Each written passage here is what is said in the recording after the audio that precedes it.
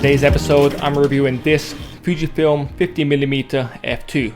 Now this is easily one of my favorite lenses, and whilst I was overlooking the shots I'd taken with this lens, I didn't actually realize how many of my favorite images were taken with this 50 f2. So in this episode, I'll be getting into detail on this lens and talking about why I love it so much. Also, at the end of the episode, I'm going to include a bunch of sample images so you guys can see exactly what kind of shots you can get with the 50 f2. So before kicking off the review, I want to briefly talk about how and why I use the 50 f2. Now I picked up this lens shortly before going to Japan in 2017. I wanted a longer prime and I already used the 23 f2 and the 35 f2 and I love those lenses, so this was a bit of a no-brainer. I mostly use it for street photography. I feel like that 50mm focal length, which is about 76 on full frame, is great for street photography. You can really pick out your subject, and with all the craziness going on in the last year or so, and you really don't want to get too close to your subjects, having a 50mm or above probably is a good idea. But other than that, I also use this lens for portraits. I've used it for work, so for food photography, and for some product stuff as well. So it's a bit of an all-rounder lens. I can use it for street, for work, for travel. And just in that travel aspect, one of the main reasons why I moved over from Sony to Fujifilm in the first place was these f2 lenses. Now these lenses are weather resistant, and before I headed out to Japan, I really wanted all my lenses and camera gear to be weather resistant because it rains a lot out there, and when it rains it's pretty heavy. And I didn't want to be worrying about gear when I'm on the road and worrying about having to cover it up with plastic bags and all that kind of nonsense. So that's one of the main reasons why I got into Fujifilm in the first place. These f2 lenses are just great for travel and great for street, simply because they're so small and light. This lens here comes in at just about 200 grams, and it's pretty much the same size as the 35 and 23mm f2 lenses from Fujifilm as well. So super small and light, making them absolutely perfect for street and for travel photography as well. So one last thing before kicking off the review of this 50mm f2. As you guys know, all the reviews on this channel are purely based on my experience using the lens. I don't get too technical. There's other channels and loads of sites online for that, where you can look at the graphs and charts and all that. But this review here, simply based on my experience using this for about 4 years at this point now. Also, as always, you guys can do me a huge favor by hitting that thumbs up button. It does make a big difference to this channel. And if you haven't already, make sure you hit that subscribe button as well. I'm dropping photography videos pretty much every single week on YouTube at this point. So yeah, let's get into this review and talk about the Fujifilm 50mm f2. So to kick things off, as with all the other Fujifilm f2 lenses, I'm going to talk about price. And the main reason for this is price was one of the key factors for me when I picked up this 50 f2. Now at the time when I was buying this lens, I really didn't have too much money to be spending on camera lenses and camera bodies. So when I was choosing out primes, I had to be really careful about what I was buying and what I was spending my money on. So this 50 f2 here, this comes in at about £410, and it's Fujifilm's cheapest 50mm option. Fujifilm have 3 lenses in this focal range, the 50 f2 in my hand here. There's also the 56 1.2, which is around £880. That's also a really good lens, and I do love that lens. I have a review of that lens on this channel. I'll drop it in the description down below. And also, Fujifilm recently released the 50mm f1, which is a far larger and heavier lens, obviously because it's f1. And it comes in at around £1,200. So this 50 f2 is more than half the price of the 56 1.2 and way cheaper than the 50 f1.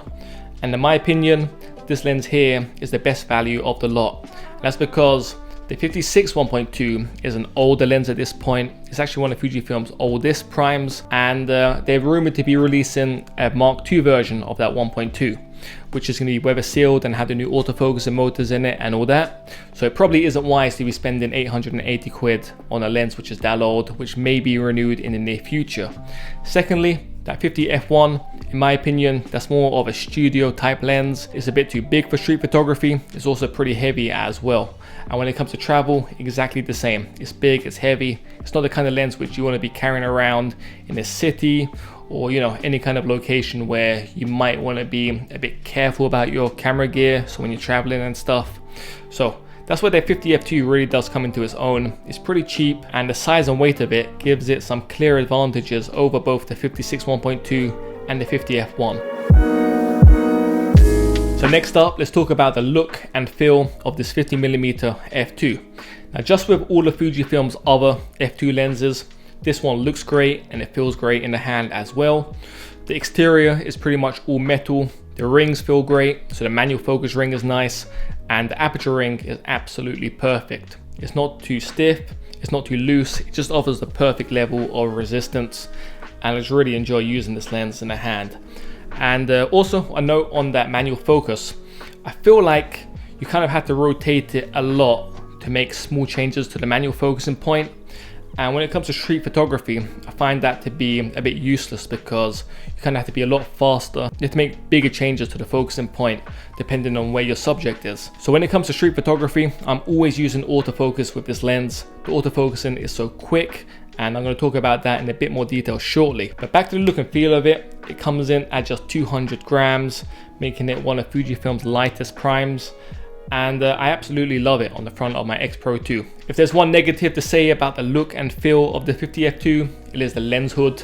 I don't like it. It's big, it's plastic, and it just kind of sticks out really far. And it kind of takes away from the compactness of these f2 lenses. So as with all of Fujifilm's f2 lenses, I don't really like using the lens hoods, and the same goes for the 50f2. In terms of size, it's about the same size as Fujifilm's other f2 lenses, just slightly longer than the 35 f2. But yeah, in general, it's small, it's light, and it feels great in the hand as well. So finally, on the look and feel of this lens, I want to talk about the weather resistance. And I tested this on the rainfall in London countless times. And when I went to Japan, I was testing it there under some pretty heavy rainfall. Absolutely no problems. It's been on the front of my X Pro 2, which is a pretty old camera at this point, and I haven't really had any issues when this lens here has been attached to it. So it's more than passed the test when it comes to weather resistance. Also, it's sturdy and robust. As you guys can probably tell, I don't take crazy care of my lenses. That's not to say I treat them badly, it's just that when I go traveling and stuff, I don't put them in camera bags and wrap them up and stuff like that. It's just in a normal bag, or when I'm out doing street photography, it's just in my pocket. So in the 4 odd years I've used this lens, it really hasn't picked up that many scratches, if any, at all. There's no bumps, there's no problem with the front bit or any scratches. So yeah, in about 4 years use, it's pretty much looks as new. So yeah, pretty good in that regard. So let's get on to the important part of this review and talk image quality when it comes to this 50mm f2. Now, the images that come out of this lens do resemble those from Fujifilm's other f2 lenses, so the 23 f2 and the 35 f2, in terms of the contrast and the colors and all that. But in my opinion, the 50 f2 is the sharpest of the lot, and it's the best f2 lens in my opinion from Fujifilm. The images even at f2 are so crisp and they are just so good. And it's the reason why it's one of my favorite lenses, because when you're doing portrait photography or you're doing food photography or doing products, having a lens which is really sharp, wide open is important, and this 50f2 does give you that. Secondly, the outer focus areas look really pleasing on the eye as well. It's not as good as the 56 1.2, which in my opinion is Fujifilm's best portrait lens, but the 50f2 is really good. I really do like the outer focus areas and how it looks. And I've even done quite a lot of nighttime photography with this lens, despite it being an f2. So as you can see from these examples here, these are all shot at nighttime, but obviously I'm shooting in pretty well lit locations, and I've just been really happy with the images that I've been getting with this 50f2. And as I said at the top of this episode, when I was reviewing the images for this review, I was surprised at how many of my favorite photos were taken with this 50mm f2. And to be honest, it's kind of just inspired me to use this lens even more in the near future. So I'll be dropping a POV on this 50mm f2 probably in the next 2 weeks, so you guys can see exactly how I use it on the streets. So next up, let's talk about the autofocusing when it comes to this 50mm f2. And I'm going to keep this segment short because in my opinion, when it comes to autofocusing, this 50mm f2 is near perfect. It's so responsive, it's so fast, it's so accurate. Whether you're doing street photography, portraits, or product and food photography, anything, this lens here isn't going to let you down. I've used it for street photography for about 4 years at this point, and I can never really remember it letting me down. I can remember the 35 1.4 letting me down. I can remember the 56 1.2 letting me down, but the 50mm f2 is so reliable and it's so responsive. So whether you're focusing on something really close to the lens and then you quickly switch to something far away from the lens, it does it so quickly and so accurately. And the problem is you actually get used to autofocusing with the 50 f2. It becomes really difficult to then switch over to the 56 1.2, which uses Fujifilm's older focusing motors. The same goes for the 35 1.4, where they kind of hunt a bit and they're a bit slower and not as trustworthy when it comes to the autofocusing. Secondly, the autofocusing on this is completely silent, which makes it good for street photography and also for video as well. So normally in my reviews at this point, I talk about some things I dislike about the camera body or lens I'm reviewing.